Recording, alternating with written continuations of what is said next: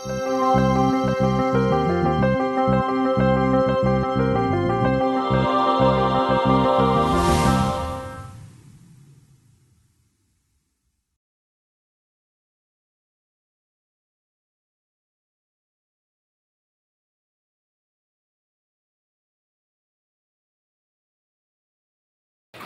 the morning at the Kremlin and its museums, and I've never seen so many beautiful things in my life in one day before.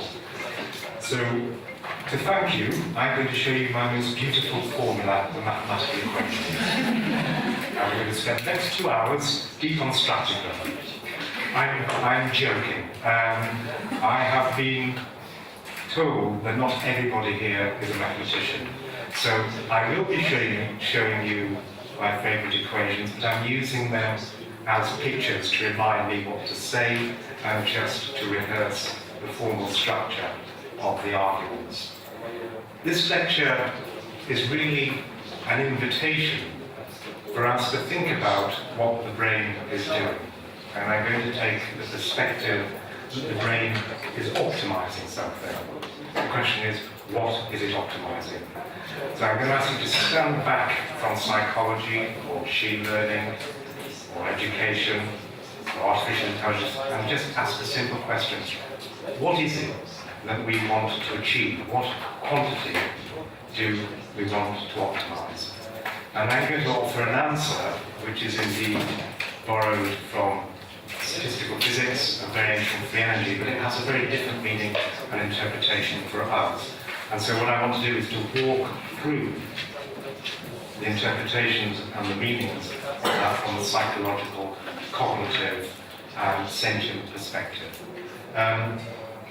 Further to that, if we understand the mathematical principles of higher brain function, or indeed just perception and action, then it should be possible to shine a new light on message passing in the brain, on the neuronal dynamics, on the anatomy of the brain, the functional anatomy or the computational anatomy.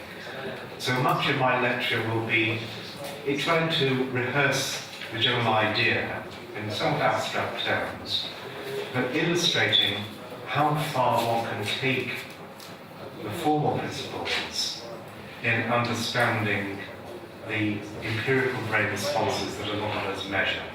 Say, for example, with EEG, or electromagnetic brain responses, or indeed just our choices and our decisions on our behaviour.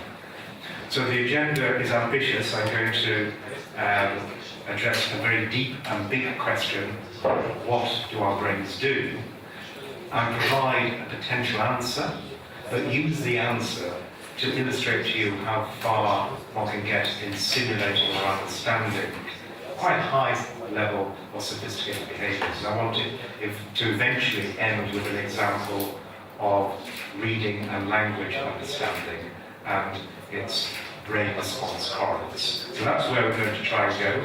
If I take too long, you're going to stop me, and then we'll have a conversation, which is usually the best part of these lectures, is the questions and answers. So I'm not going to talk for more than an hour, hopefully, and then I look forward to having a conversation about some of the implications. Now, have you all read this? I will be asking questions. This is what we're going to be talking about. I'm going to introduce the question at hand, and then provide this answer in terms of something called active inference, closely related to things like active learning, machine learning, or active vision in the visual sciences. This is putting perception in an inactive context, that we are actively perceiving and we are in charge of the way that we palpate or sample the world in order to optimize our perceptual synthesis. I'm going to show that mathematically that's just the same as gathering evidence for one's own existence. And I'll explain that connection in about 5 or 6 slides. All of this self-evidencing, this active perception, this active inference, rests upon predicting worlds actively, having a model of how the world works, and how the world supplies our sensory organs with sensations and stimulation, observable outcomes. And that's known as a generative model, a model that generates sensory consequences from the causes out there which we want to understand. So I'm going to spend some time illustrating the kinds of generative models that we use to simulate behaviours either in animal studies or in economic games, and the resulting or ensuing belief updating that we can then look at as if we were electrophysiologists or brain mappers. And that's from the principles to the process theory. So making a distinction between the principles of optimization that we're going to be talking about, active inference and self-evidencing, to the neuronal processes that are occurring in your head at the moment that we can measure as neuroscientists and cognitive neuroscientists. I'll briefly rehearse some empirical predictions. I'll go through this quite quickly because I want to get to the end, which is some of the most advanced applications of these ideas to understanding functional architectures of the brain. And that's the use of deep generative models that have a deep hierarchical structure, both in terms of abstraction, but also in terms of time. Exactly the sort of models that you would need to generate language.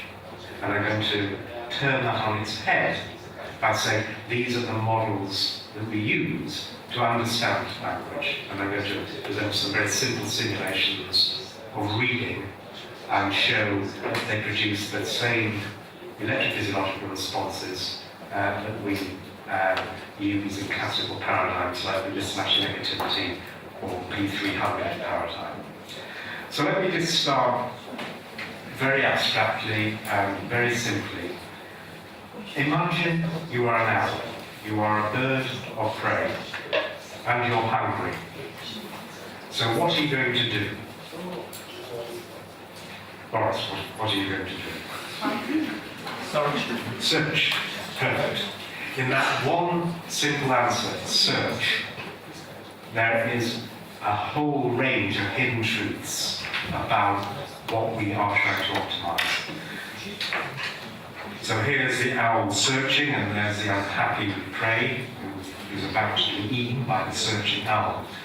So clearly, if I'm hungry, the first thing I'm going to do is to resolve my uncertainty about where the prey exists, where here the mouse exists.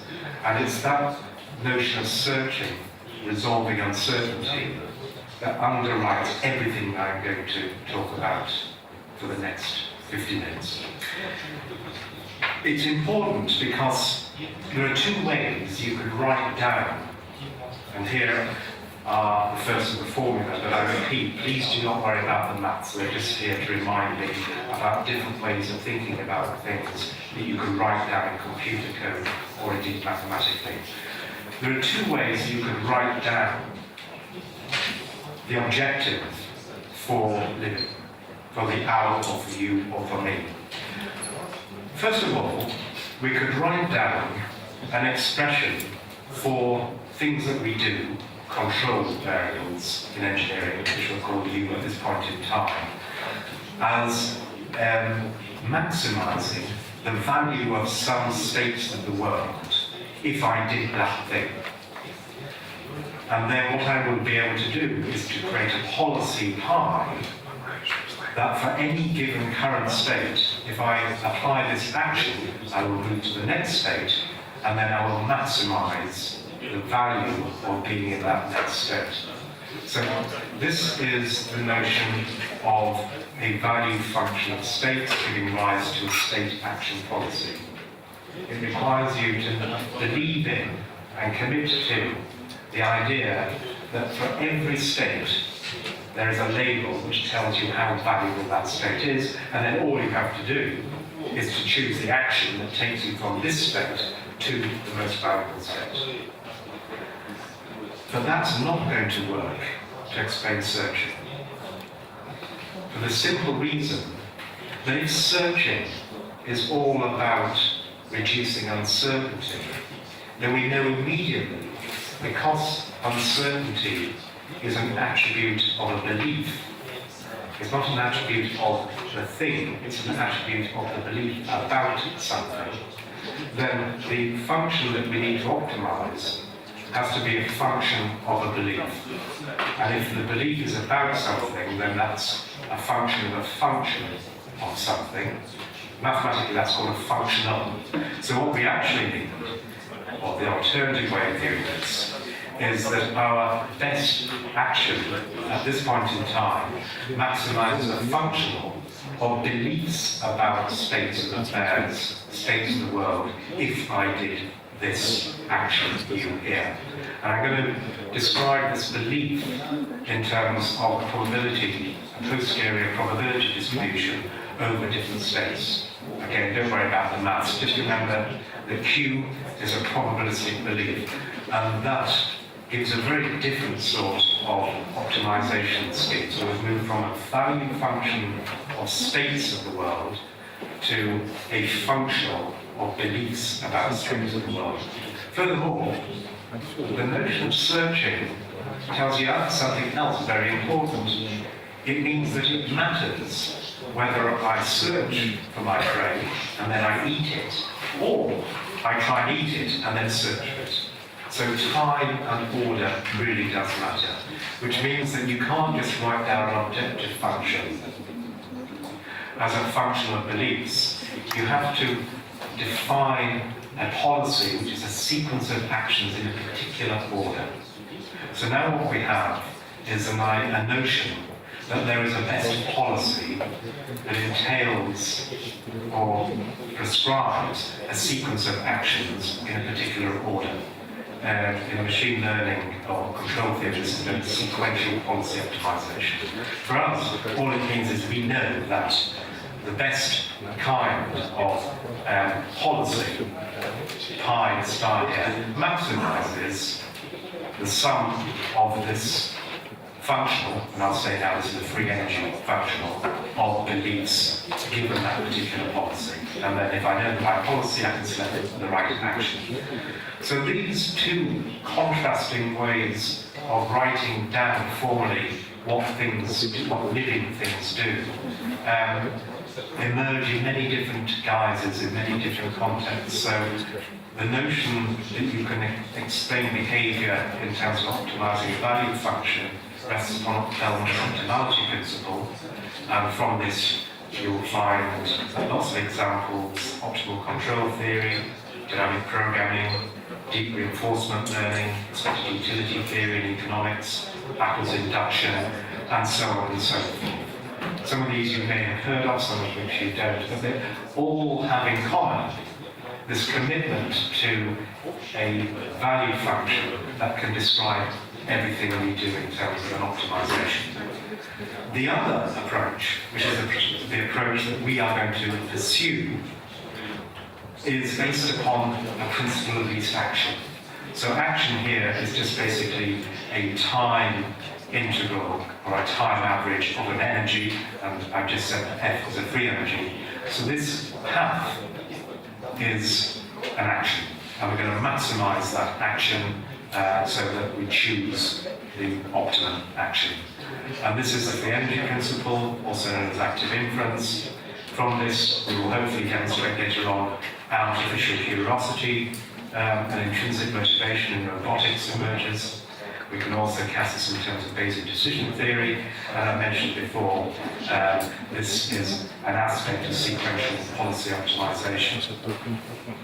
Now, I've deliberately sort of contrasted classical value function with free energy functionals to highlight the fact that these approaches are belief-based and these are not. But I actually show that they come back together again. So that this becomes this when we remove uncertainty. So I'll try and describe how we get back to expected utility theory in a few slides. But for the moment, let's just focus on what this quantity is. And I'm going to give you one answer, and I'm not going to motivate it. There is a deep backstory here from statistical physics and Bayesian mechanics. But I'm not going to worry about that. I'm just going to tell you what it is, and then hopefully convince you it is a suitable objective function by a series of examples which will form the rest of this lecture. So here's the basic idea. This quantity is known as a variational quantity. It's an information theoretic quantity, quite closely related to something invented here, complexity or algorithmic complexity. It's also known as an evidence lower bound in machine learning. In statistics, it's known as the log model evidence, also known as marginal likelihood. You can forget about all these different names. The reason I'm listing them for you is it's a very, very important quantity which you see in nearly every field. The fact that it's called Bayesian model evidence gives me a license to describe this optimization as self-evidence, and we'll see why that works in a moment. From a statistician's point of view, this negative physical free energy here, this negative evidence or log evidence or evidence lower bound, ELBO in machine learning, is just the probability of getting these observations home at this point in time, given a model of how these outcomes were generated. And I'm going to be that model. From a statistician's point of view, you can always write this quantity, this evidence, as complexity, this negative evidence as complexity minus accuracy, or log evidence as accuracy minus complexity. What that means is we're going to consider the brain as a statistical organ, an organ that's trying to make inferences just in exactly the same way that you as scientists try to make inferences about differences between one group and another group using a t-statistic or an analysis of covariance. The brain is doing exactly the same thing with its sensory data. It's trying to test different hypotheses, different beliefs about how those sensory data were caused, and it's doing so by maximizing the Bayesian model evidence, which means that it is trying to find the simplest, minimally complex explanation that provides an accurate account of the sensory data. And that's going to be very important. The complexity part is going to be very important. So it's not just finding an accurate account of data, it has to be parsimonious and simple in the sense of Occam's razor. So this variation free energy is just the mathematical expression of this mixture of complexity and accuracy, and we imagine that the brain just organizes, learns, infers, passes messages, all in the service of minimizing this complexity minus accuracy, or maximizing accuracy, minimizing complexity. And if that were the end, then that would be a perfectly suitable and full account of perception. But what we're interested in here is how the brain couples back and actively samples the data that it could use to infer the causal structure in the outside world. And that's the really interesting thing from our point of view. So we've already said that we have to define the problem in terms of sequences of actions or policies. And what we're going to say is that we're going to select those policies that maximize the expected free energy after performing that sequence of behaviors.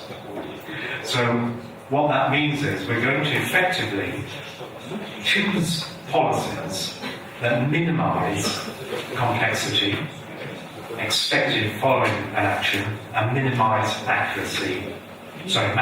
accuracy following an action.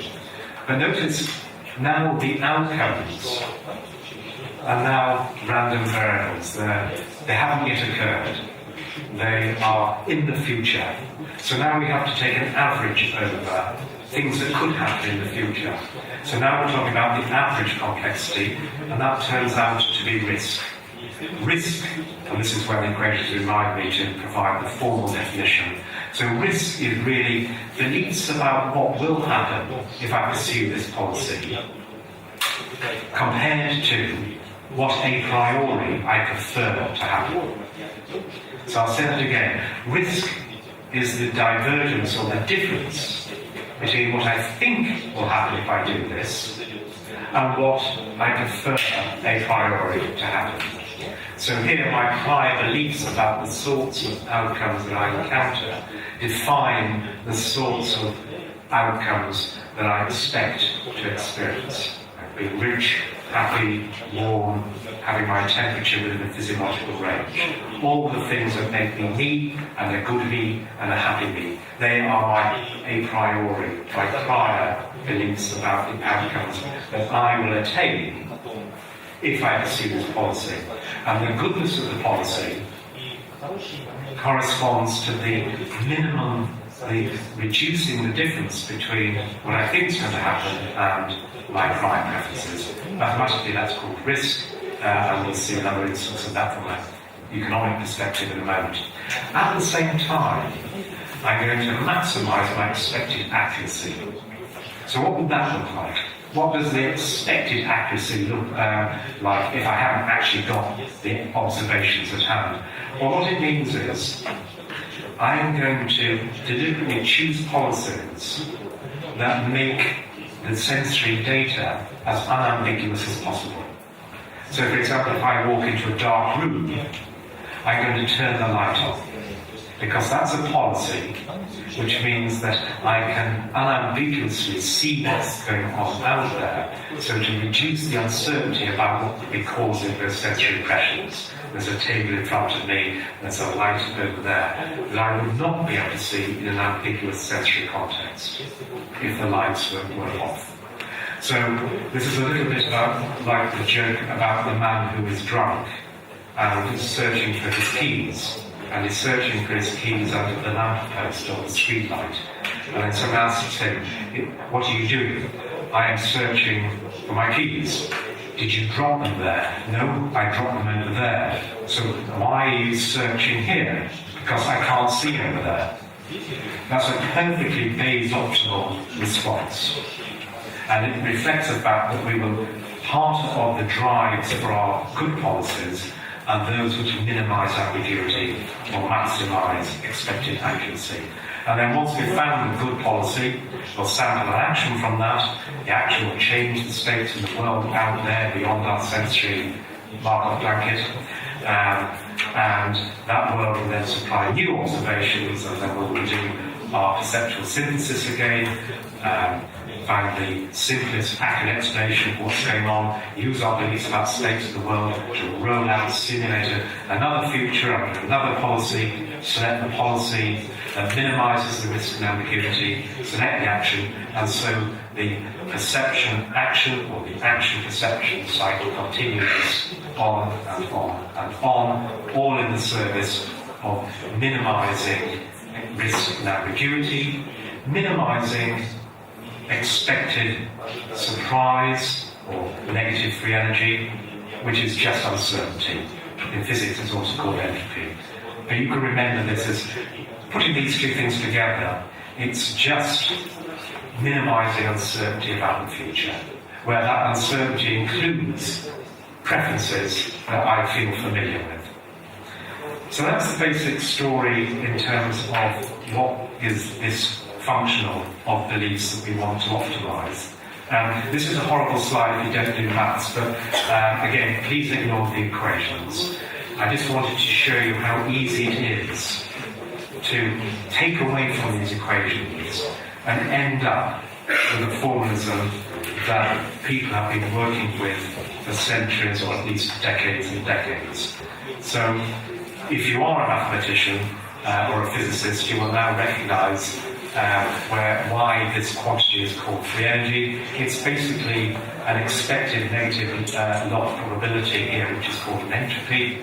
and then this quantity, if I put them together, is an energy. So it's basically the difference between an energy and an entropy. So it's the energy left over to do work, hence free energy.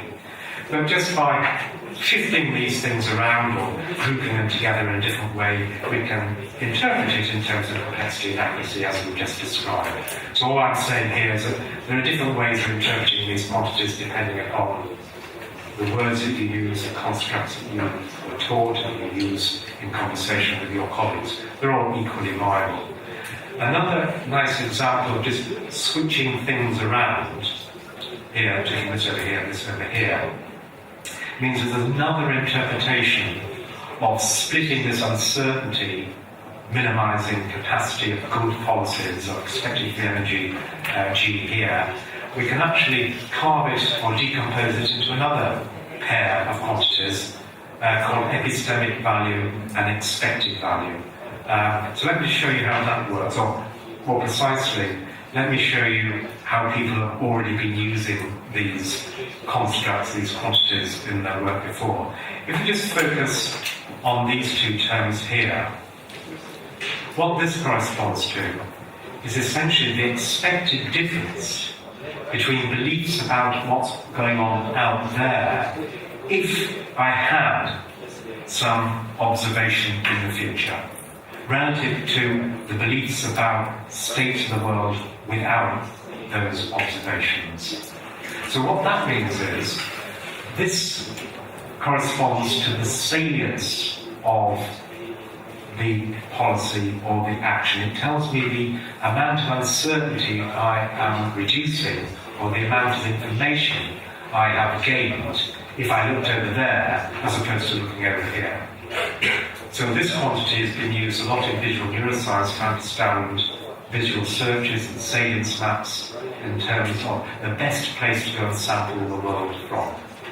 It's the place that minimizes your uncertainty or maximizes your information gain, that has salience, epistemic affordance.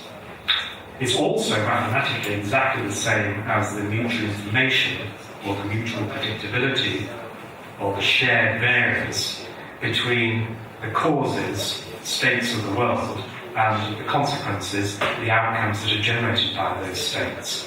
So effectively, what we're trying to do is to move and palpate our world, either visually with eye movements or literally with our skin receptors, by feeling, for example, the layout of a new hotel room in the dark. You're testing hypotheses, you feel your way around. You're sampling actively those sensations that tell you, no, this is a table, not a bed. But you have to have those hypotheses in mind in order to reduce your uncertainty over the hypotheses that you are entertaining. And in doing that, you're increasing the mutual information between what you feel and what caused those feelings. So that's a very important aspect of this uncertainty-reducing imperative, this free energy function of beliefs. Let's make things a little bit simpler. So now I'm doing what I promised before. I'm going to get back to the value function. But if you remember before, I said the difference between the value function and the free energy functional is that one is belief-based and the other is not. I can actually convert the belief-based scheme into a value-based scheme by removing uncertainty. So the first sort of uncertainty I'm going to remove is basically ambiguity. I'm going to assume there are creatures out there that can see every hidden state of the world. There's no sensory noise, there are no hidden states of the world. And what I see with my sensory organs, my observations, my outcomes are the states that I'm observing. So S's become O's and O's become S's. And what we are left with is just the divergence or the difference between the predicted and preferred outcomes. It's just our risk game. So this is risk-sensitive control in economics, also known as KL control, because this is a KL, called Back-Leber divergence. So in optical control theory, this is known as KL control, economics, risk-sensitive control. What it tells us is that this risk-sensitive control is basically what is left if we remove ambiguity. But let's make the final move and actually take away ambiguity. So now not only, let's make the final move and take away the risk, having taken away the ambiguity. So by taking away the risk, what I'm saying is that I am equally uncertain what will happen if I do that in the future. And if I take that away, we end up with just this term here. So I remove this now, and now I'm just left with this. So what is this? Well, it's just expected utility. So this is what economists use to score the probability of choosing this policy or that policy. In the absence of differential uncertainty, both in terms of ambiguity, but also in terms of risk. There's a deep history to the expected utility, expected value, both in economics and, of course, in behaviourism and reinforcement learning, based on exactly the same idea. There's some reward or loss function that can ignore uncertainty, and then you will see policy or action selection being completely described by this value function. So the purpose of that was really to illustrate how in general belief-based formulation of the thing that we are trying to optimize, namely maximizing evidence, Bayesian model evidence for our models of the world, or minimize our uncertainty through active palpation of that world, are generalizations of things that we have all been working with for possibly a century. But you only get to these special cases if you remove uncertainty. So that the belief aspect shrinks now to a point if we talk about value functions. Just to make it very clear for those people who haven't come across information gain or epistemic value before, I just want to give you an intuitive example of what it means to choose actions that resolve uncertainty even before you know what's going to happen. So imagine you're driving a car and you are looking around in the night time and you now have a choice. You're stopped at a traffic light and there is a filter on this traffic light and it could be pointing right or left. And you can choose to either look over here or you can choose to look exactly at the sign. Now, if you're wondering about driving, you're going to have a 50-50 belief, posterior belief or prior belief before looking over here, that the sign is pointing to the left or to the right. And if you look over here, then you're not going to change that posterior belief. So it doesn't matter whether the sign is pointing to the right or to the left. Looking over here won't resolve any uncertainty. You will have a 50-50 posterior belief, whether the sign is pointing in this direction or in that direction. So this is an example of a policy that has no epistemic value at all. Contrast that with the situation where you're looking directly at the sign, resolving ambiguity and getting very precise sensory information. So now, if the sign is pointing in this direction, then you will be 100% certain it is pointing in this direction. If the sign is pointing in this direction, then you will be 100% certain it's pointing in that direction. And you know that. And you know that before you've even made an eye movement. So that's basically what this KL divergence, this epistemic affordance, this salience, this information gain means. You can, if you know the way the world works, and you know and have a generative model of the consequences of your active sampling of that world, you can work out in advance what the best move is to make to reduce your uncertainty.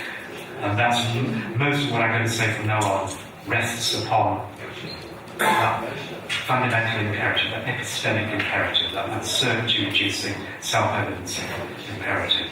So that's all the hard work done. Now we're just going to see some pretty examples and simulations to show what it looks like in simulations, and hopefully convince you that you've seen a lot of this phenomenology in papers and indeed possibly in your own research.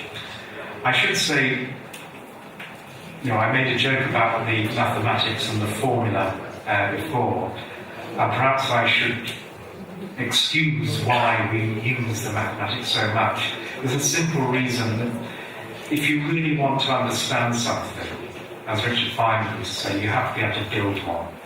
And to be able to build a little creature that does the paradigms that we ask our subjects or our experimental animals to do, you need to be able to write down the software, and you need to be able to write down the mathematical formula upon which those software are generated. So that's our motivation. It's really to create little in silicon creatures that we can expose to the same experimental paradigms or lesions as real creatures, and then see what this belief updating, this active inference self-evidencing looks like, and then we'll see if we can see the same kind of empirical phenomenology in real creatures. So that's the excuse or the motivation for it, but it does require you to commit to very particular and well-specified models that are used by creatures, living systems, when explaining their paradigm or their world. And a very general one, again, please ignore the equations, we're going to walk you through with the graphics on the model, is called a Markov decision process.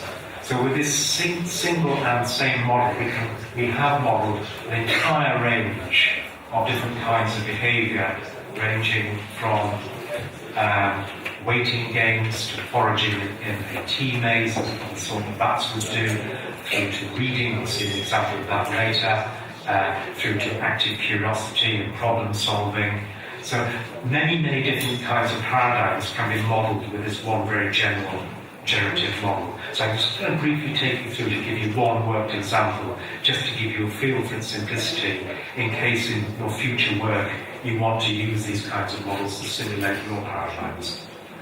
So the idea is we need to generate outcomes, things that can be a creature or something like me would be able to observe, see, hear, feel. And these outcomes, we're going to say, are going to be generated by hidden states of the world. They are hidden because they are not directly observable. We can only observe our sensations. We can't see directly the causes of those sensations. So they're often referred to as either latent or hidden states.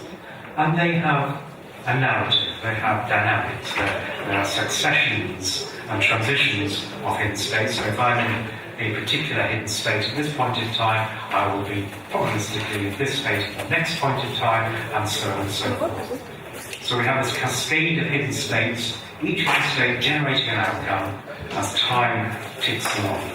And the mapping between the hidden states and the outcome is just a likelihood mapping. It's the probability of getting this outcome given this particular state of the world. That's usually denoted by an A matrix.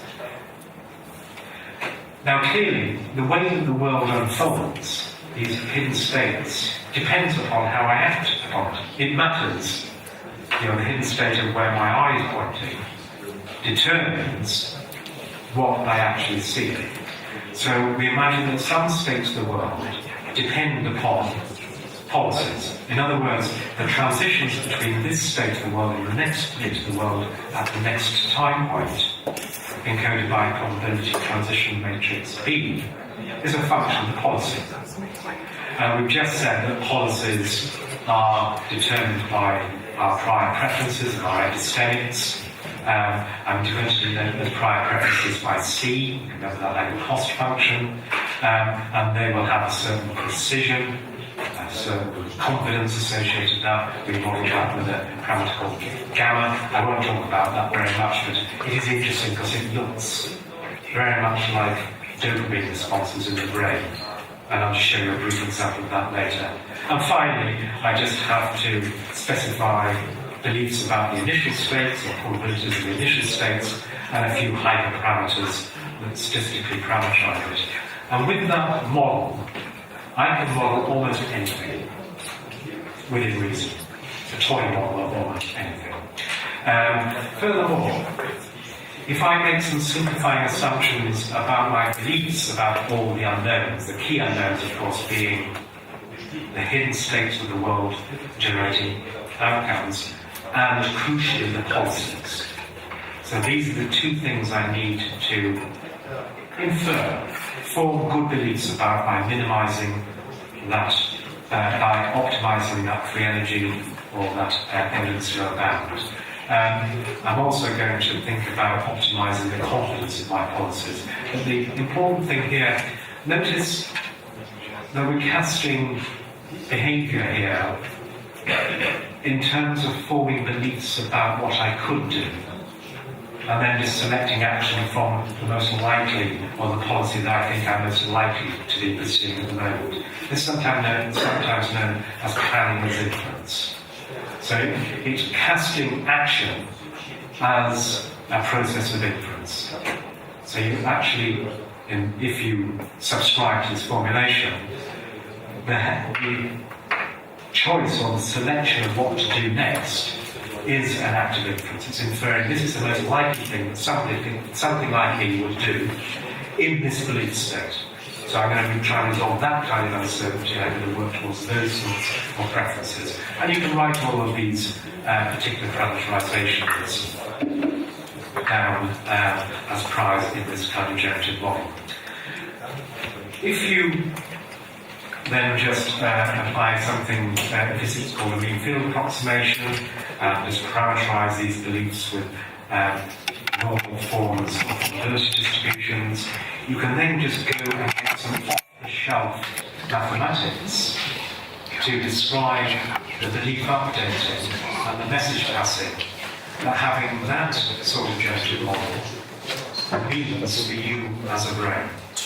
And from my perspective, even if you're not a mathematician, possibly not from your perspective, but from my perspective, the results are remarkably simple, and more importantly, look very, very similar to the dynamics of belief updating as you actually see in simplified versions of brains. So remember before I said there are just three things we don't know in this model: state of the world, policies pi, and the precision or confidence placed with those policies.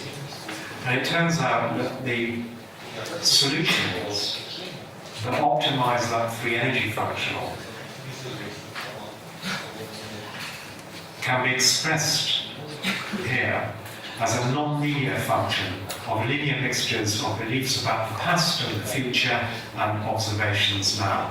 And this starts to look very much like a very simple neural network model. A sigmoid firing activation function operating upon linear mixtures of activities elsewhere in the brain. A very, very simple expression that now starts to provide a metaphor for neuronal responses and belief updating as encoded by neural firing rates. Here, the expectation about being in a particular state, one state, or another state. Notice also, this implies expectations about the past and the future. So written into this generative model is an elemental form of memory and prospection, post-diction and prediction, memory for the past and the future. So there's a sense of time and progression implicit in this updating. If we look at policy selection, it's simply a softmax function of this expected free energy or the goodness of a policy, and this is the classic softmax response rule used in economics and much of reinforcement learning. Interestingly, the confidence 1 over gamma here looks as though it's updated according to something that looks very similar to a reward prediction error, which takes us off in a very different direction, in the direction of dopamine and the relationship with reward prediction errors. But I want to move on to optimizing the parameters of this model itself. And it, again, it's very nice because the update rules are the solutions that optimize this free energy functional look exactly like Hegelian learning. So you have these functions that have an associative term here, can't see that here because this is the D1, but if we were looking at the A1, you'd see the outcomes and the states coming together as a product, and a decay term here, and we just accumulate evidence by building connection strengths that then decay again as a function of time. And then finally, we have our action selection here. And with these very simple rules, you can start to engineer or propose a very crude or coarse functional anatomy where observations come in, say, the visual cortex. They are used to update beliefs about states of the world, so in the hippocampus over time. And these beliefs are then used to evaluate the goodness of a policy in terms of the expected free energy, the risk and ambiguity, which are encoded in the front parts of the brain, so the basal ganglia, corticothalamic loops, where the confidence in these policies may be mediated by, say, dopamine, the ventral tegmental area, and then they generate the next action that changes the world gives you the next observation, and so the cycle continues. They're very crude, but relatively simple understanding of the computational anatomy that you get to. So here's, I'll close now with two examples. One a very simple example of foraging in a maze, and then we'll come to a brief survey of advances in deep generative models of this sort that have been used to understand things like language comprehension and reading. So this is an example. I don't need to go through it in detail. In brief, what we have is a little rat or a mouse in a tea maze, and it likes rewards. And it's got two moves. It can make two moves, and it doesn't know whether the reward is on the right or on the left.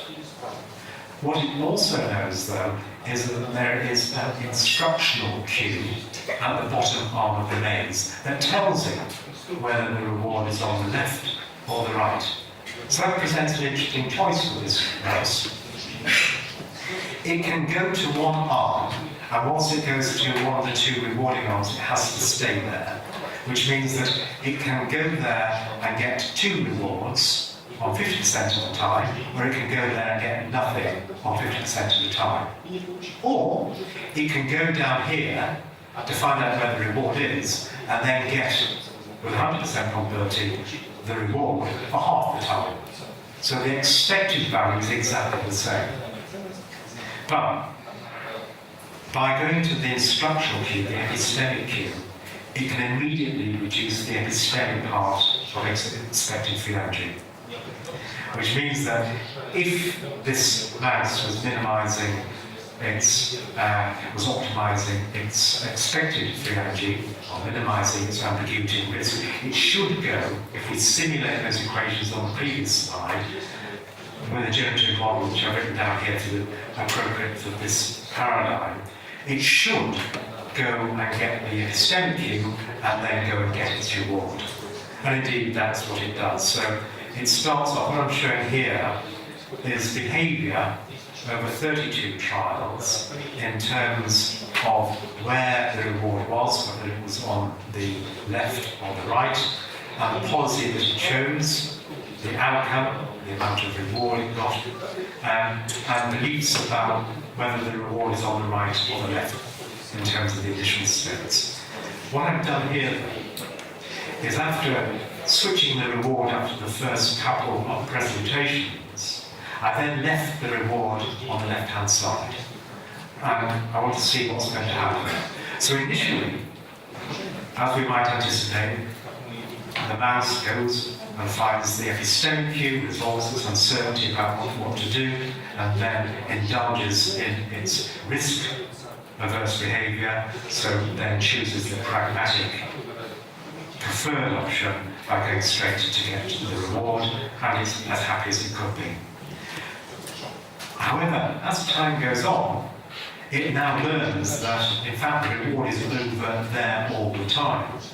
So now, the epistemic value of that instructional cue gets less and less and less. It's resolving less and less uncertainty because it's increasingly certain that the reward is on the left-hand side due to its experience-dependent learning about these initial states through evidence accumulation and that Hegelian style plasticity.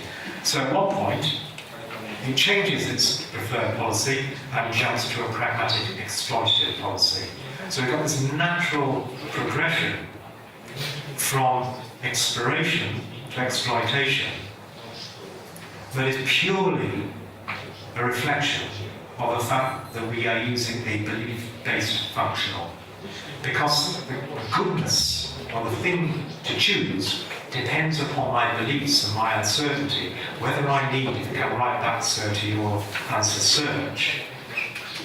It depends upon the need for search. And of course, in a very familiar environment, there is no need to search. I have to go straight for that expected value and engage in exploitative behaviour. This slide just summarises that and makes exactly the same point that I've been making. So basically, learning underwrites confident policy selection, and that confidence is reflected in this precision parameter, which we said looks a lot like dopamine, and indeed when we simulate trial-to-trial updates of this parameter here, it looks almost exactly like dopamine. We can also look at simulations of these belief updates during a particular trial. So it makes a move, it sees this, it makes another move, because as soon as it sees anything, it has to iterate these equations in order to find the Bayes optimal solution, the self-evidencing solution, and that looks a lot like an event-related potential in electrophysiological research. And interesting, what happens is that there's less belief updating when it's more familiar and confident about the environment. You get an attenuation of these event responses, but an increase in the confidence because it knows exactly what's going to happen, and indeed what it expects to happen does indeed happen, and it happily goes and exploits its knowledge about where the reward is. So using that particular example, you can tell all sorts of stories. You can tell a story about the representation of the future and the past. So this is the beginning of the trial, the first and the second move. And of course, as these beliefs are updated, what our beliefs about the future consequences of action now become memories about the past. So there's an interesting shift of time of temporal frames of reference that means that things that were once predictions become post-predictions. That becomes very interesting when you accumulate beliefs from trial to trial. It also allows you to think about evoked responses to the things that you will ultimately choose, as opposed to things that you are not going to choose. And there's a nice literature in the empirical papers showing exactly this form of saltatory divergence as time progresses in terms of selective responses shown by these expectation encoding simulated neural populations that mirrors or reflects exactly the empirical results.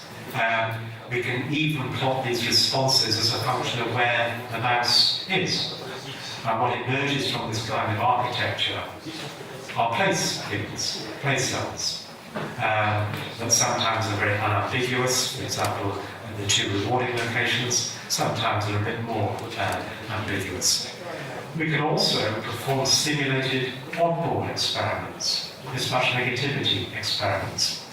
So, these are the same results that I showed you before, but I'm now telling a different story about them using a different language, as if I were an electrophysiologist doing onboard paradigms. So what I can do is look at the belief updating when this little mouse sees the same stimulus when it's familiar with it and when it's not familiar with it, and does the same response, selects the same policy. So the only thing that's different between the perception and the action is its beliefs that it has accumulated through experience. And if I associate this with a standard stimulus and this with a novel or an onboard stimulus, we can compare the belief updating, take the difference, and indeed we can reproduce the phenomenology of mismatch negativity. Do the same thing with those simulated dopamine responses and show a classical phenomena in single unit electrophysiology in dopamine cells, namely a transfer of phasic responses from the rewarding cue, the unconditioned stimulus, to the instructional epistemic cue, which you can think of here as the conditioned stimulus. So again, nothing's changed really, other than I've told a slightly different story about the results that emerged from this little simulated rat. And all of them lend a degree of construct validity to this overall thesis that everything is in the service of self-evidencing, maximizing evidence from my generative model of the world, and selecting actions that minimize uncertainty, namely this ambiguity. So I'm going to finish now with a very quick run-through of exactly the same technology and ideas that apply to slightly more sophisticated generative models of the sort that people might use to understand language and generate language. Now, I like this graphic, not because it's educational, but because we spent a long time drawing it. No, again, that was a joke. It's a nice graphic because once you've written down formally what you think is driving message passing, belief updating, and behavior, you can now just extend that formalism by generalizing it to hierarchical structures. And when you do that, you start to see lots of emergent behaviors that now look a lot more like the kind of behaviors that psychologists study in human beings. So what we've done here is taken our standard little MDP model, states ticking over, time 1, time 2, generating through the likelihood matrix A, an outcome here, and the transitions encoded by the B matrix depend upon some policies pi that are informed by the expected free energy G, the goodness of those policies. What we've done is put another one of these on top. Crucially, it operates at a slower time scale. So the outcomes from the process at the higher hierarchical level now cause things that don't change on the faster time scale. There are lots of things we could have chosen. We could have chosen the likelihood matrices, or we could have chosen the likelihood of a particular policy. We've actually chosen here just the initial state. But it means that the outcomes from the generative model's point of view of the higher level are in play for the duration of the state transitions at the lower level. And you can imagine putting a faster level below this, and a faster one. So you're writing in, you're baking in to your generative model, not only a hierarchical depth of abstraction, but also a deep diachronic or time depth, a separation of temporal scalings over time. And of course, that's what we need to understand language. I will have a representation of a sentence or a phrase at one level, and that's the same sentence or phrase from the beginning of the first phoneme to the end of the last phoneme. It's the same object. But at a faster time scale, this current word will change. But this current word is the same word from the beginning of the word's first time frequency glide, phoneme possibly, to the last one. And as we keep going lower and lower and lower, we now generate faster and faster dynamics using this kind of model. So you may be asking, and that's all that these equations say, that they're just a hierarchical generalization of the first model we used for the rat into this deep diachronic structure. This is exactly the same model, and the reason I show this, and the reason I like this model, is you can generate this graph automatically from this graph, and this graph is known as a factor graph. Now, it may not mean very much to psychologists, but if you're a computer scientist and you want to design the message passing in the most efficient way, this is the design. So what we're saying here, or what this figure says, if you can write down the form of your generative model, you have automatically written down the message passing graph, and at some level, a brain must be using in terms of connections and passing messages over these connections. For those of you who are interested, these factor graphs are interesting because they place the variables on the edges and the probability distributions at the nodes. That's why they're called factor graphs. So the probability distributions are the factors of my generative model, the marginals. You can forget that if it wasn't interesting. What it is interesting to remember is you can generate these things automatically, and once you've done that, you can start to make little brains in software that could actually be analog systems or very large-scale silicon integrated chips, for example, or classical computers, Turing computers. Anyway, so once you've written down that factor graph and you know the architecture of the message passing, you can actually go to neuroanatomy and ask, where are the isomorphisms in terms of the structure and the dynamics, the temporal scheduling of those messages in real brains? And it's an interesting jigsaw problem to solve, but there are lots of immediate parallels that become evident when you just look at the factor graph and you look at the textbook neuroanatomy.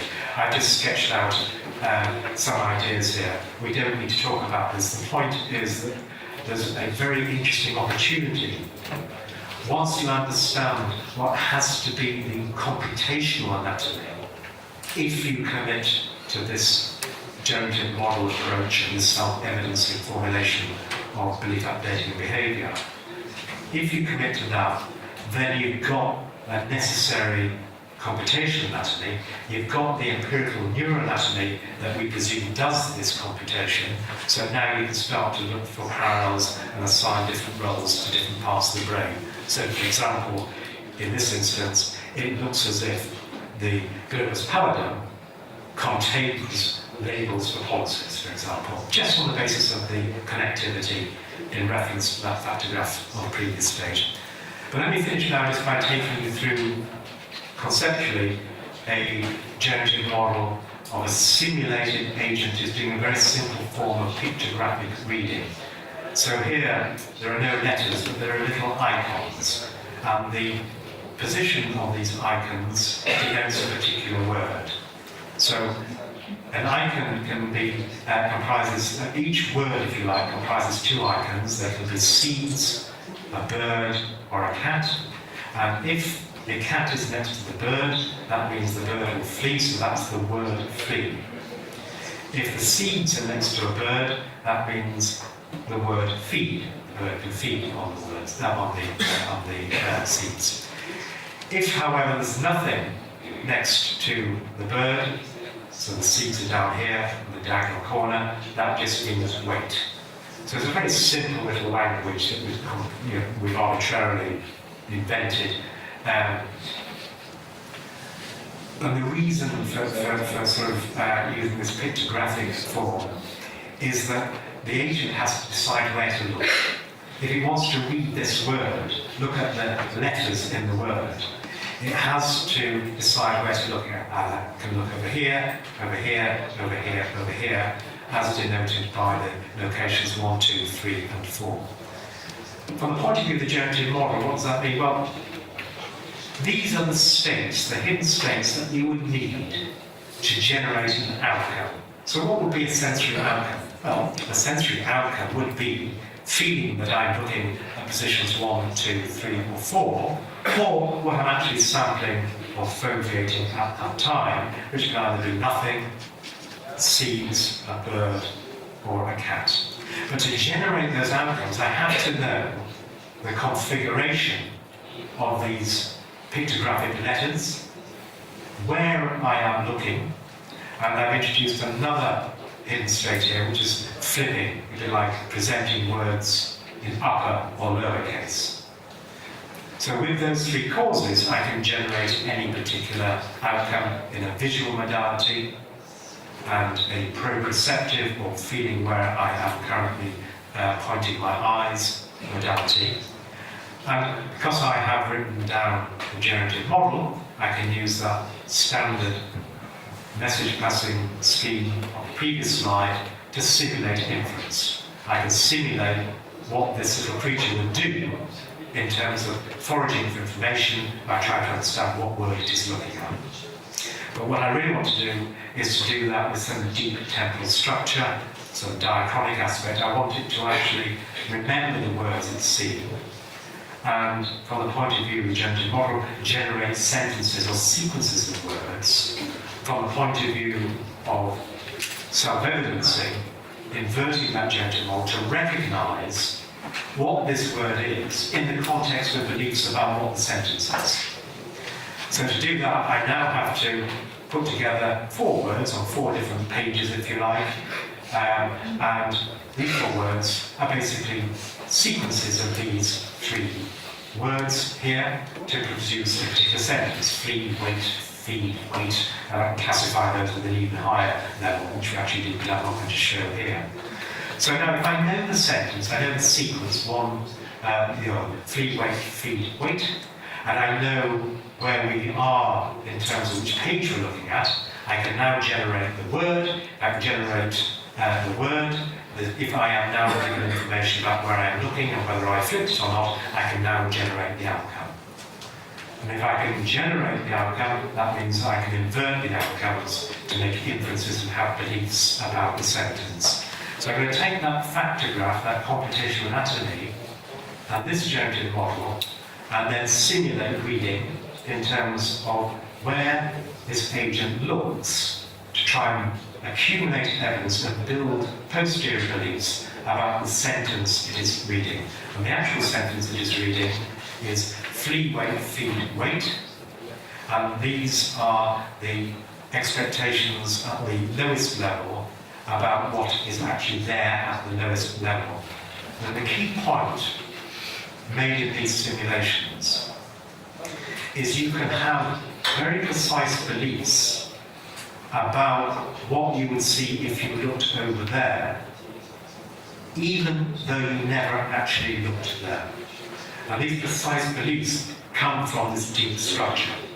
So, for example, you can see that in the first move, or the first saccadic move, to the second word, at no point does it actually sample a stimulus that is either seeds or birds. It sees nothing on either sample, and yet it knows, because it knows what could possibly happen in terms of the alternatives and the structure of the sentence, that the solution has to be seeds up here and birds up here, and indeed its posterior beliefs is hallucinating effectively in a very positive and basoptimal way the existence of these percepts, even though we never looked there.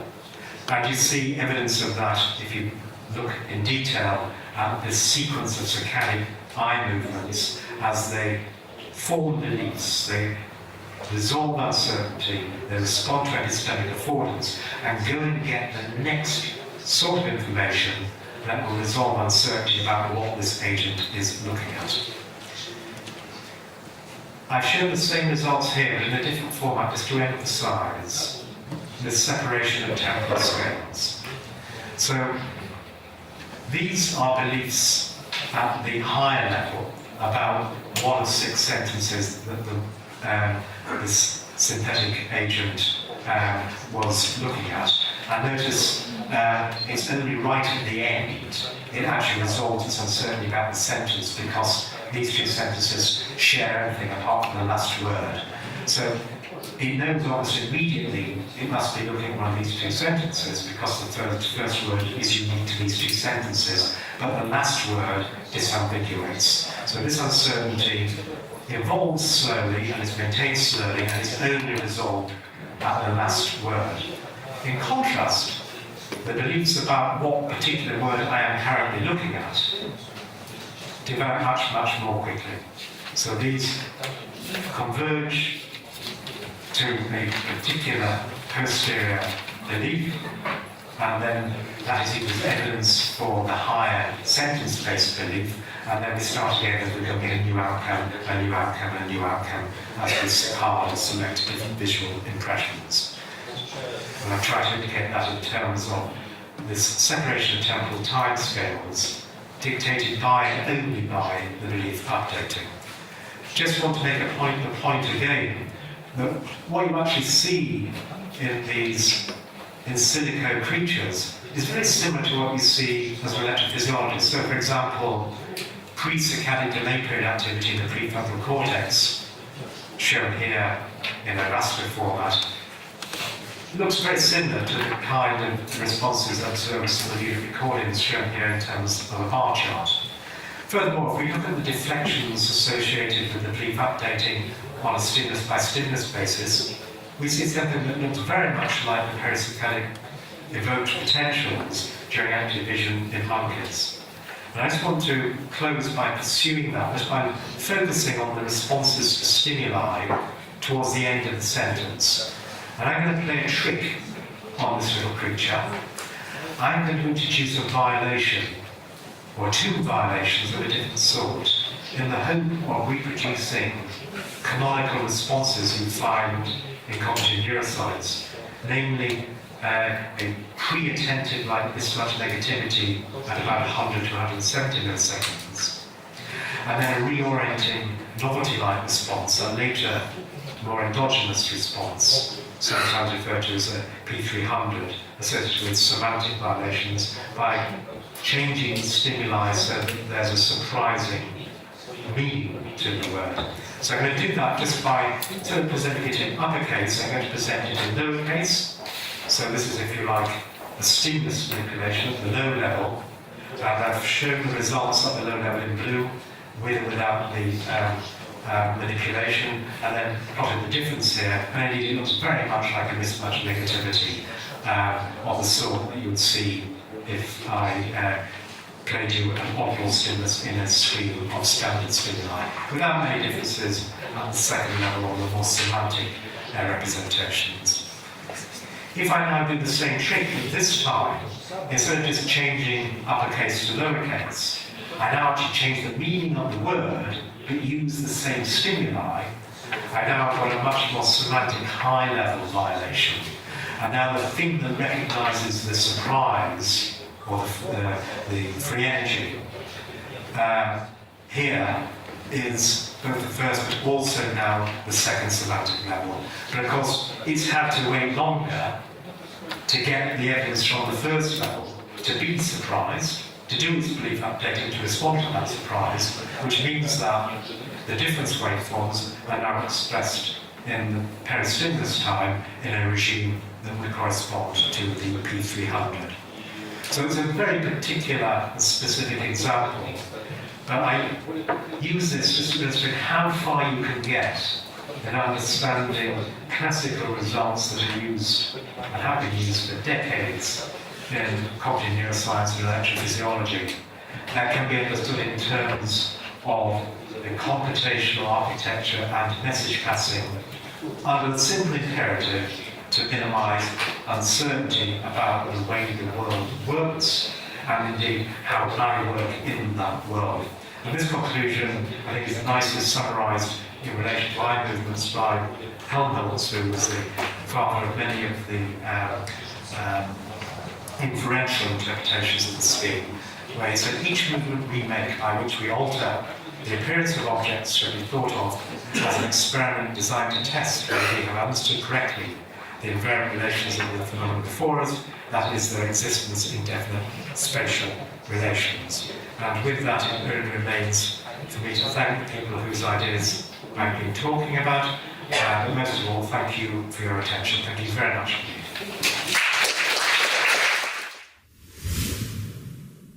Exactly, to the biological reality.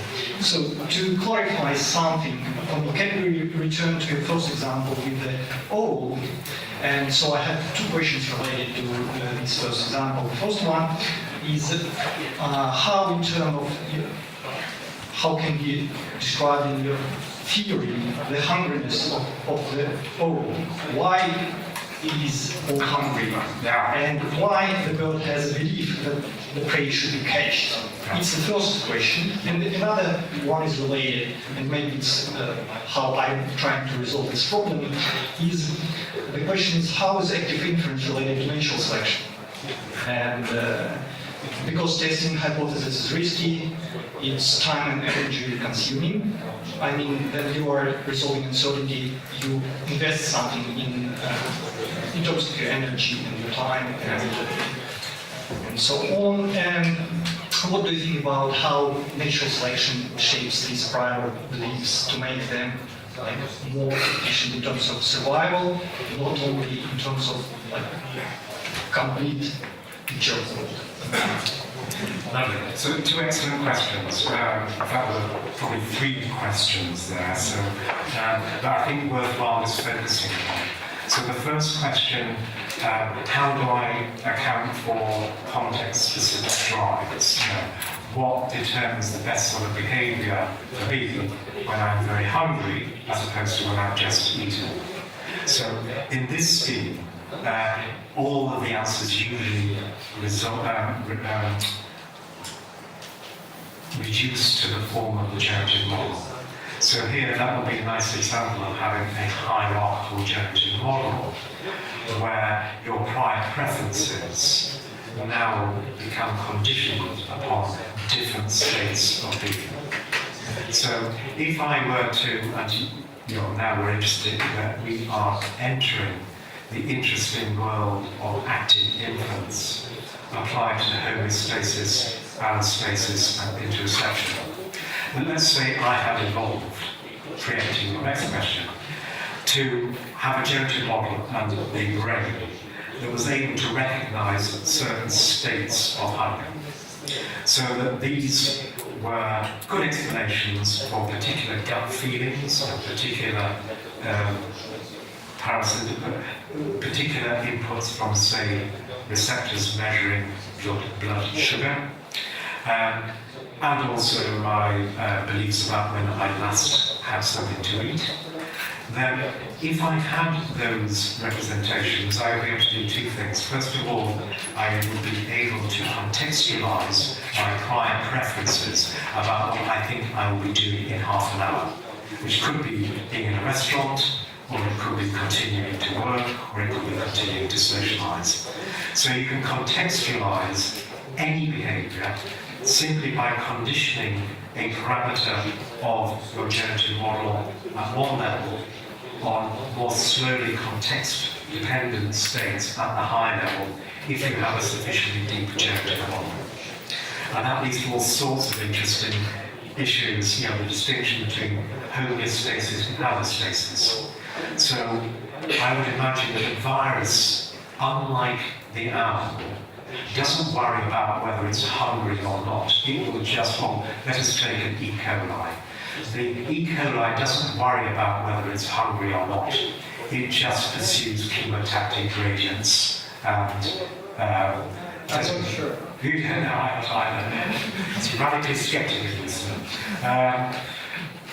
But let's assume that let's use a thermostat. I mean, a thermostat doesn't care whether it's hot or warm, so it just immediately minimises. It chooses policies of a very trivial sort, which is just the very next thing to do, based upon fixed priors that never change, the homeostatic set point. Now, that's very different from having another level above, which recognises a different state. That would then actually change the set point. At that point, we move from a homeostatic reflex to an allostasis, where we now start to anticipate the consequences of our behaviour for our homeostasis. So I will go and eat something before I need to have a glucagon autonomic reflex to fulfill my very, very low ones. So I think it's a great question, because what it speaks to is the fact that we're not dealing with simple generative models of the sort that would be appropriate for a thermostat or a virus. We're dealing with very deeply structured, I repeat, diachronic in the sense of separation of temporal timescales, which are the kinds of models which would be necessary to you or me, and possibly even a bacteria. And then the question is, well, where did those come from? Because, and then I can answer that by answering your third question. The model is just the prize. So the prize can be of a formal or a structural sort. How many levels does my model have? How many hidden states? So if you were doing machine learning and deep learning, so using a variation autoencoder, you have a prior belief when you say, yes, there are 12 hidden layers, and hidden layer 6 has 270 hidden units. You know, all of these are formal priors that you believe are fit for purpose and appropriate to the kind of data that you want to classify. And then, of course, you actually have the parametric prize, the actual prior expectations, the dispersions, and everything that you would normally associate with a prior belief. So, by model, I mean prize. And, you know, obviously there's a likelihood, but that's usually quite trivial, because the likelihood just lives at the bottom of these models. So if we go to that, this graphic here, all of these are priors. The only time the likelihood becomes evident is right at the bottom here. So all the interesting structure in terms of its depth and conditioning and contextualization is in the prior structure, and the actual quantitative or parametric priors you apply to all of these variables. So that brings me to your second question: where do they come from? And again, you appeal to hierarchical inference, but now over a more extended time frame. So from the point of view of a statistician, the way that you would learn the good priors for a particular environment or a particular sort of data via manifold learning, for example, or structure learning, which is Bayesian model selection. So now you are selecting the form of those models that maximizes model evidence averaged over time. And if you look for the physiological elements of that, it could be things like mindfulness or sleep. I will be giving a lecture that illustrates that point towards the end at some point this week, so there'll be an opportunity to discuss this further. But probably more interesting, I think, is neurodevelopment, which is the next level up. But as you've hinted, all of this takes place at an evolution timescale. So the way that mathematically you bring all of these things under the same principle is to interpret natural selection as Bayesian model selection. And that's actually very easy to do. And not only that, but in the past 10 years, people have now started to interpret in theoretical biology the models or the dynamics of natural selection in terms of Bayesian filtering. So, for example, the replicator dynamics or the replicator equation or price equation. These can be fairly easily shown to be spec with a few simplifying assumptions. They can be shown to be Bayesian filters or Kalman filters. So what you're saying is that evolution is just nature's way of doing Bayesian model selection to change or to select those models, those prior structures, those phenotypes that have the greatest evidence. What do you mean by evidence? The likelihood that they are there. The likelihood that they are an apt model for that environment. So from the environment's point of view, it is testing the hypothesis that this is a good fit for me, the environment, or this phenotype, or this phenotype. And the evidence that it is a good fit for you, the environment, corresponds to adaptive fitness that is scored by the time interval of the variation of the energy, because that's the bound on the probability of that model being the right model, given the experience provided by the environment. So the answer is, it all comes down to evolution, but it's exactly the same process. It's operating very, very, very slowly.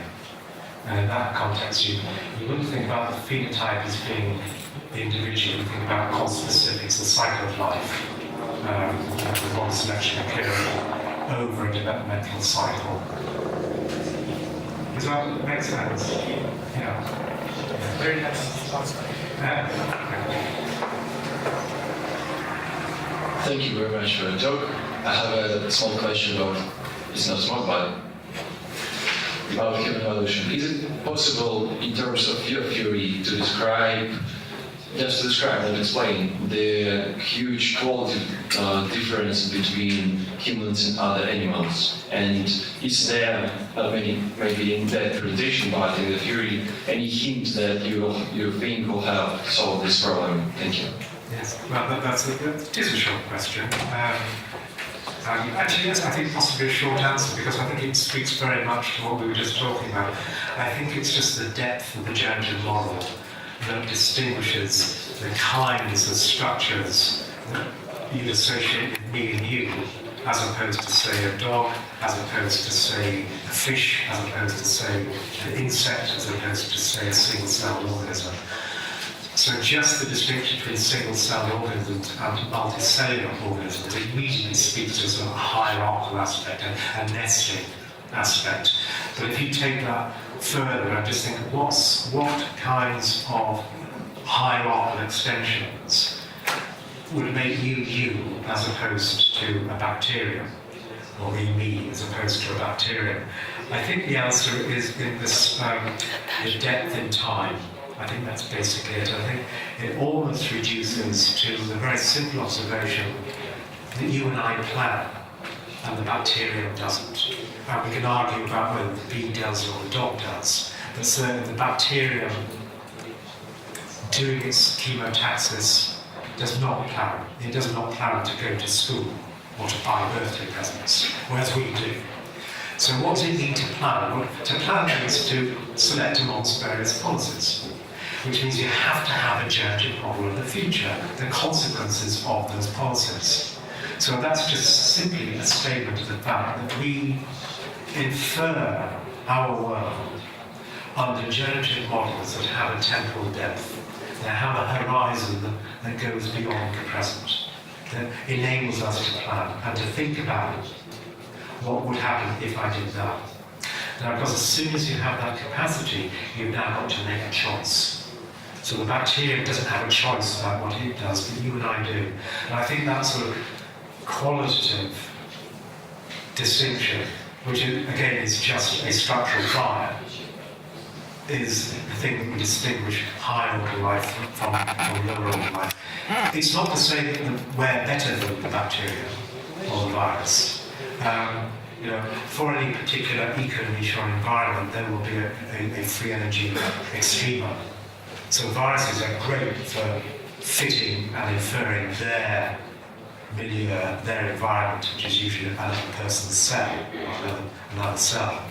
We'd be very bad at that. I'd have to compress you down very, very small. You would not do very well inside a cell, but the virus would not do very well at university. So it's all in relation to the way that you model your sensory inputs from your environment at your time scale. And once you acknowledge that there are lots of global minima or global maxima that correspond to all sorts of different ways of being, both in terms of species but also different phenotypes within the species, then you can see now an easy taxonomy in terms of hierarchical depth and sophistication, and particularly temporal depth, that I think comfortably separates us from other animals from plants, plants from single-cell organisms.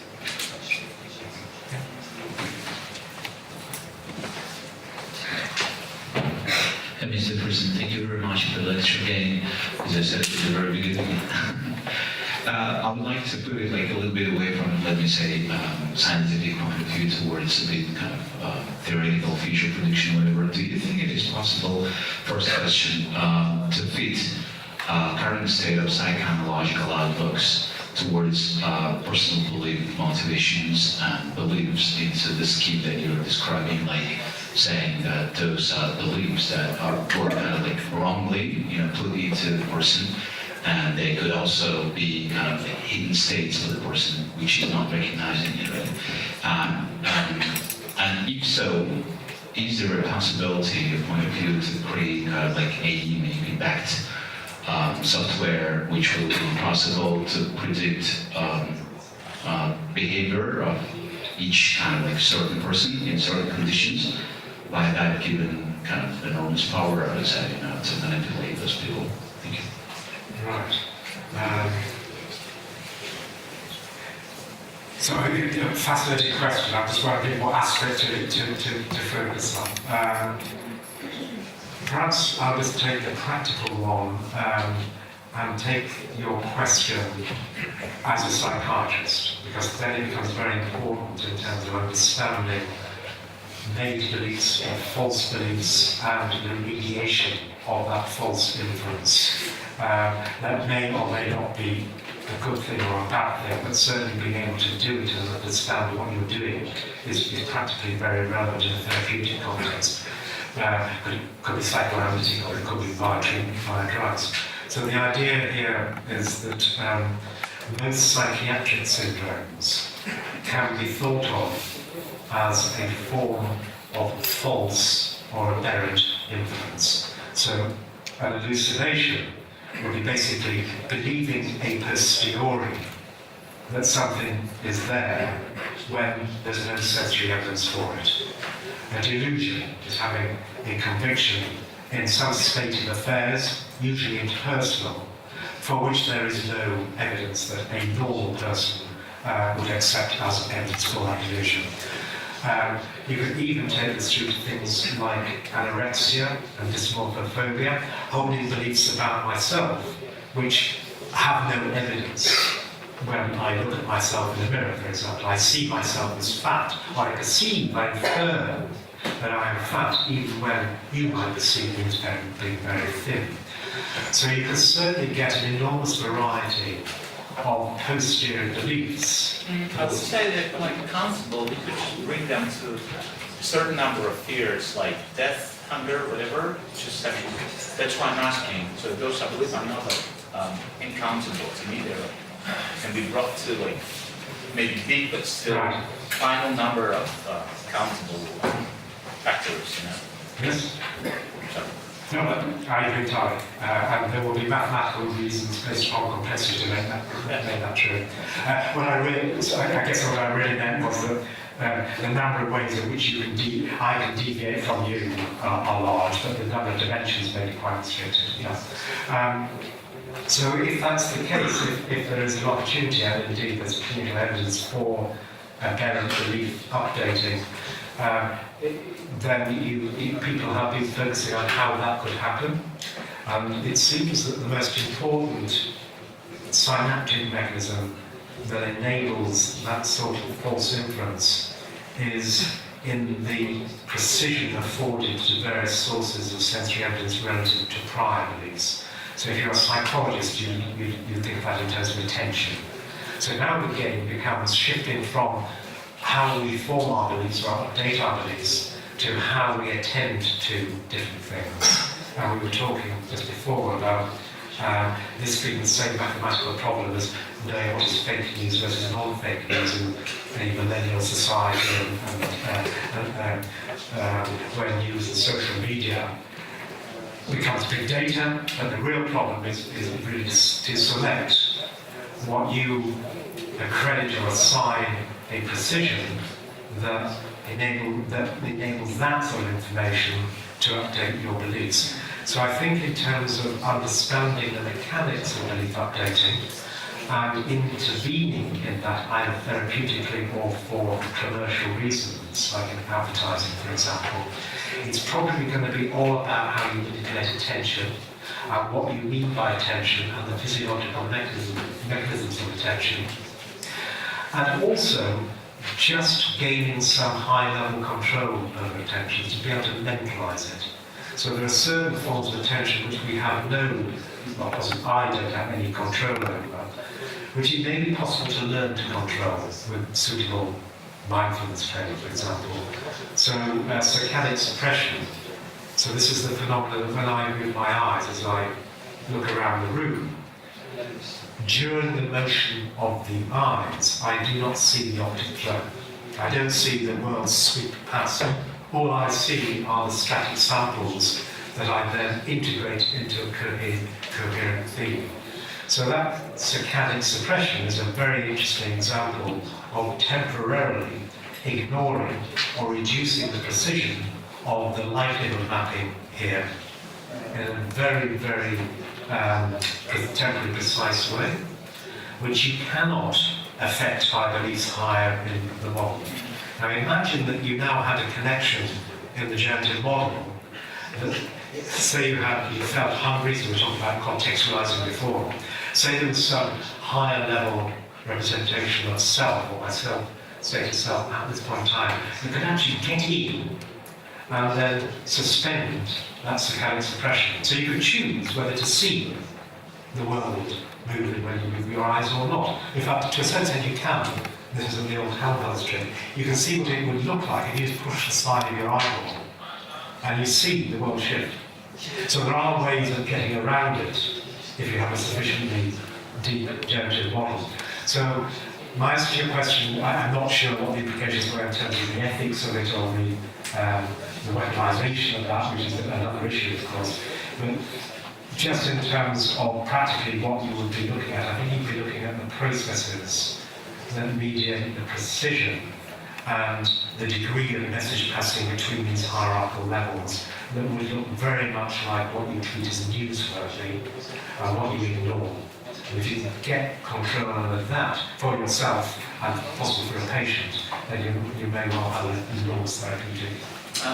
Thank you. I wasn't talking like exactly about therapeutic effects, like improving the situation. I was talking about like prognostication of this system which is still being bad. You know. Can you give me a concrete example? Just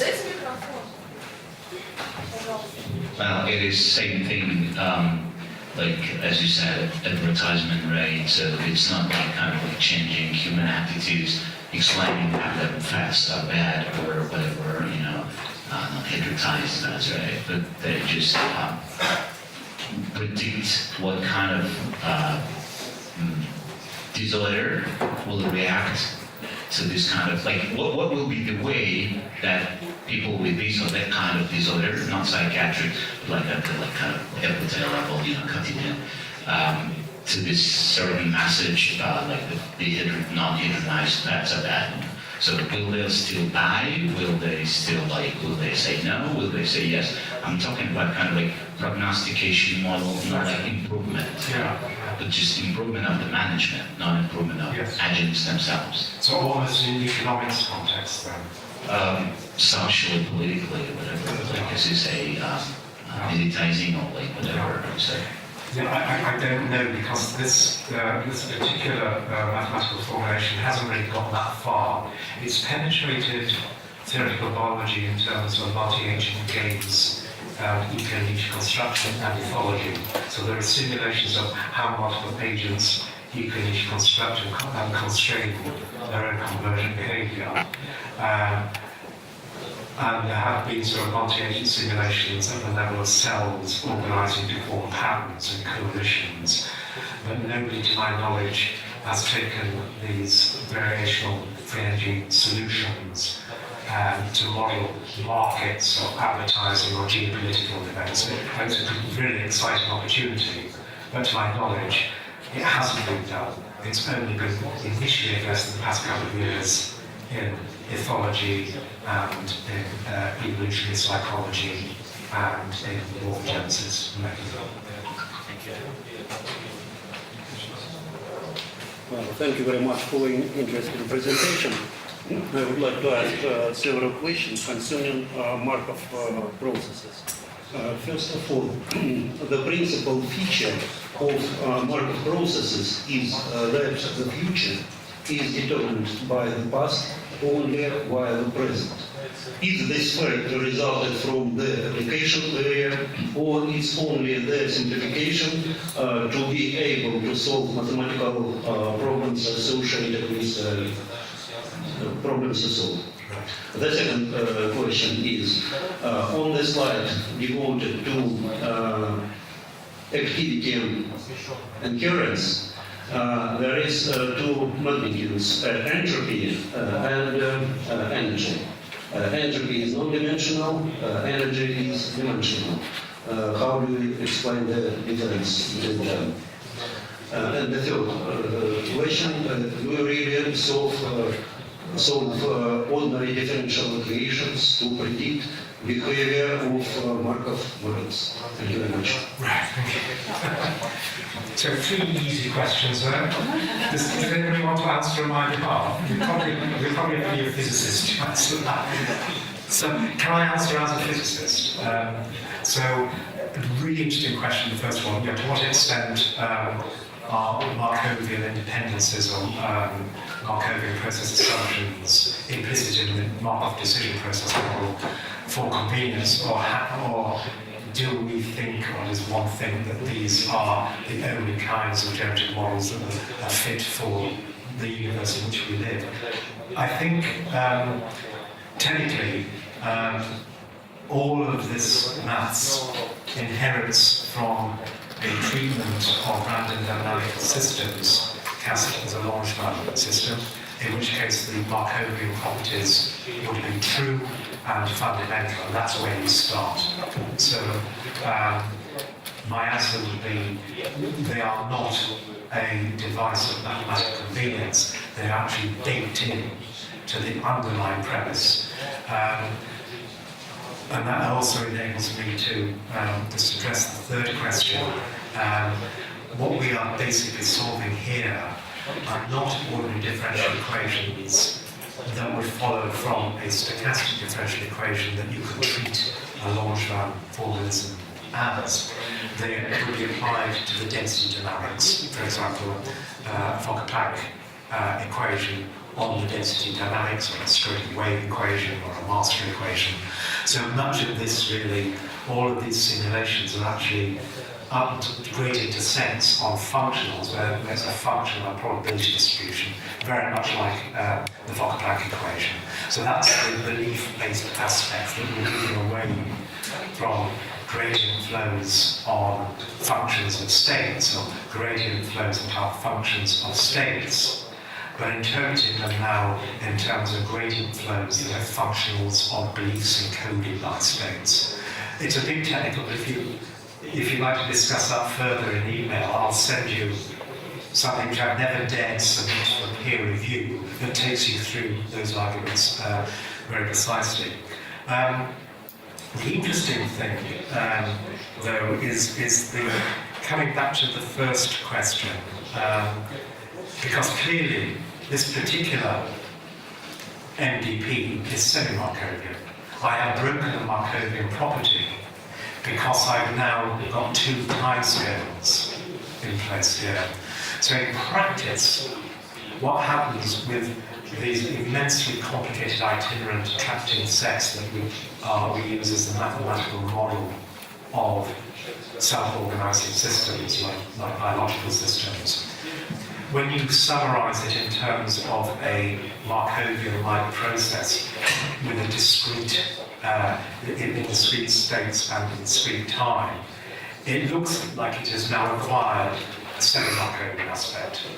So it is interesting that from the purely Markovian physics of it, due to the complicated nature of the systems that we like to study, when you find the free energy optimizing models, they turn out to be hierarchical with that breaking the simple Markovian to make it into semi-Markovian. So at that point, I think the discrete Markov decision process does become a mathematical approximation to what is actually a continuous time Markovian process that looks as if it's lost its simple Markovian property because it's just become so itinerant, so complicated, so structured, and so interesting from a biological perspective.